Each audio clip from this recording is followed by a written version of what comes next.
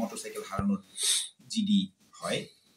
Motorcycle হারানোর GD সূত্রমূলে প্রাথমিকভাবে তারা আমাদের যখন জানায় যে দুটি মোটরসাইকেল নামাজ পড়তে যাওয়ার সময় মসজিদের সামনে থেকে মোটরসাইকেল দুটি হারিয়ে গেছে মর্মে জানানোর পরে আমরা প্রাথমিকভাবে জিডির সূত্র ধরেই কাজ শুরু করি। 17 তারিখে যে জিডি দুইটা হয় সেটা সূত্র ধরেই কাজ শুরু করি।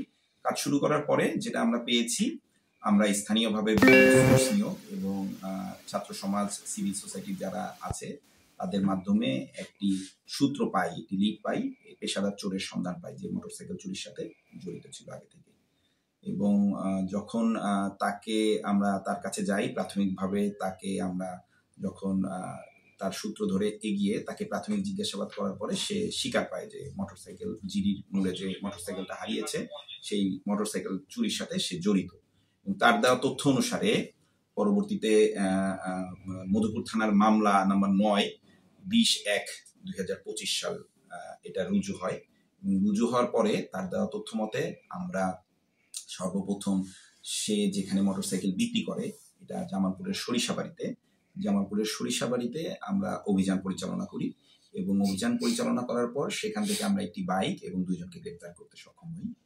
এরপরে তারা দ্বিতীয় হ্যান্ড থেকে যখন তৃতীয় হ্যান্ডে বাইকটি বিক্রি করে, যেইখানে বিক্রি করে তাদের দেওয়া তথ্য মতে ওই রাতেই 20 তারিখ রাতেই আমরা অভিযান পরিচালনা করি এবং এই অভিযানটা পরিচালনা করা হয় বগুড়ার সারিয়াকান্দিতে। জামালপুর সংলগ্ন বগুড়ার সারিয়াকান্দিতে অভিযান পরিচালনা করে আরো 3টি টোটাল 5টি মোটরসাইকেল এবং 5 জন ব্যক্তিকে গ্রেপ্তার করতে আমরা সক্ষম হই।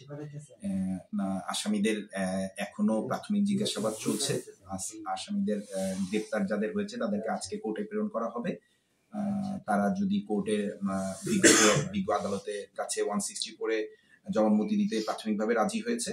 তারা যেহেতু তাদের হেরাসত থেকে তাদের দেওয়া তথ্য মতে বাইকগুলো উদ্ধার করা হয়েছে, তো বিজ্ঞ আদালতে যদি তারা 164 প্রাথমিক জবানবন্দি দেয়, আমরা প্রাথমিক জবানবন্দি অনুসারে এবং পরবর্তীতে আমাদের তদন্তকারী অফিসার, এই মধুপুর থানা তদন্তকারী ইন্সপেক্টর তদন্ত রাসেল, এই সমস্ত অভিযান পরিচালনা করেছে এবং সেই অভিযান পরিচালনার সময় তার এই মামলার তদন্তকারী অফিসারও সে নিজে। সো আমরা চেষ্টা করব এই আরো যদি কোনো চোর চক্র, আন্তঃজেলা চোর চক্রের সাথে আরো কারা জড়িত তাদের পরিপূর্ণভাবে বের করার এবং আন্তঃজেলা চোর চক্রের সাথে আরো যতগুলো বাইক, আশেপাশেও যদি কোনো বাইক হারিয়ে থাকে সেই বাইকগুলা উদ্ধার করার পরিপূর্ণভাবে আমরা চেষ্টা করব। এই জন্য আমরা যেহেতু বাইকগুলা জব্দ তালিকামূলে জব্দ করা হয়েছে, এটা এখন বিজ্ঞ আদালতের সম্পত্তি ডকুমেন্ট, বিজ্ঞ আদালতের কাছে মালিকানা যাচাই সাপেক্ষে বাইকগুলা তার মালিকের কাছে বুঝিয়ে দেওয়া হবে এবং পরবর্তীতেও যদি আমরা আরো কোনো মোটরসাইকেল পাই সেগুলো বিজ্ঞ আদালতের কাছে দাখিল করা হবে। বিজ্ঞ আদালত আমাদের যেভাবে নির্দেশ দেন মালিকানা যাচাই সাপেক্ষে আমরা সেইভাবে তার মালিকের কাছে বাইকগুলো বুঝিয়ে দিব।